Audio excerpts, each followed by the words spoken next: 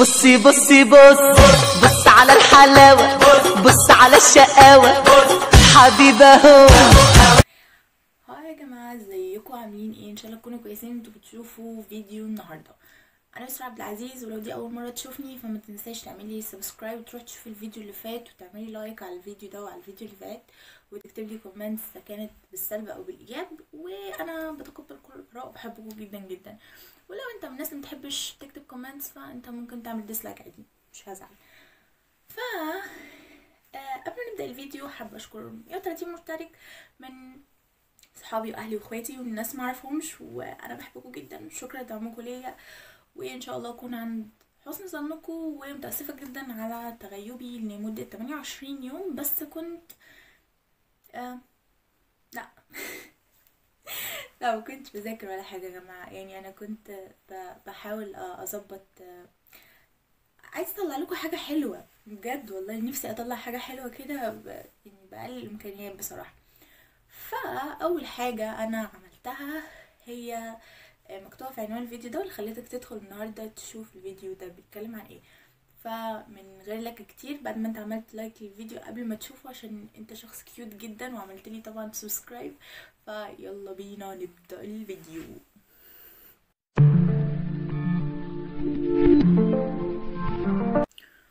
طيب يا جماعه، النهارده انا جايه اقول لكم ازاي تعملوا سيت اب ب 3 جنيه وربع، يعني على حسب. طيب يا جماعه، زي ما انتم شايفين كده اللي ورايا ديت جرايد عاديه جدا، كل الدنيا فيها جرايد. فانا كنت قاعده كده بفكر مع نفسي ازاي يبقى عندي مكان كويس للتصوير، حاجه حلوه كده، حاجه شيك وتريندي. فقعدت افكر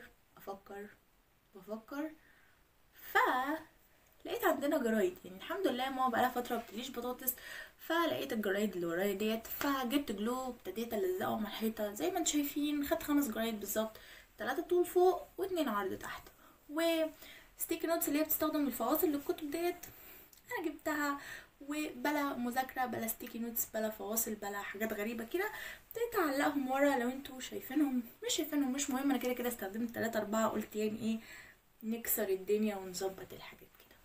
المهم، والبتاع اللي انتوا شايفينها ورا دي الغريبه دي المفروض للتوتر، فيعني انا حطيتها لكم كده، يعني حاجه اضافه مني عشان لو اي حد عنده توتر بيتفرج على الفيديو دوت، فيعني التوتر بتاعي يروح، مش بتاعنا، بتاعه هو يروح.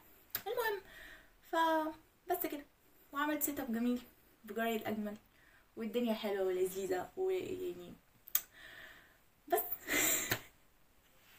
بس كده يا جماعه. فده يعني كان فيديو يعني تخطيفي كده، يعني عقبال ما يعني التقيل جاي بس يعني نصبر شويه يا جماعه، والله التقيل جاي. انا حاسه ان في تقيل جاي.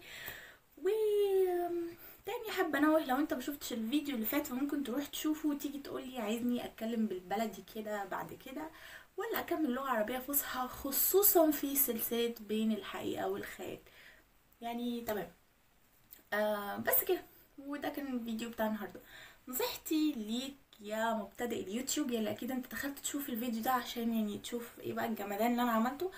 هو لا جمدان ولا اي نيله، بس دي يعني الواحد بيمشي حاله في الاول. بس انت مش محتاج تصرف كتير ومليونير بكره هبقى مليونير، مش محتاج انت الكلام ده كله.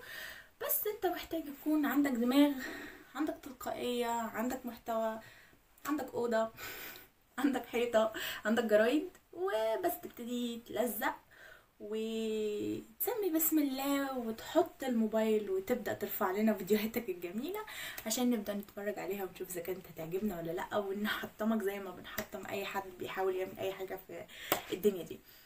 المهم، انا كده خلصت فيديو النهارده. يمكن فيديو تافه ملوش اي 30 لازمه بالنسبه للناس، يمكن الناس تستفاد منه، يمكن الله اعلم.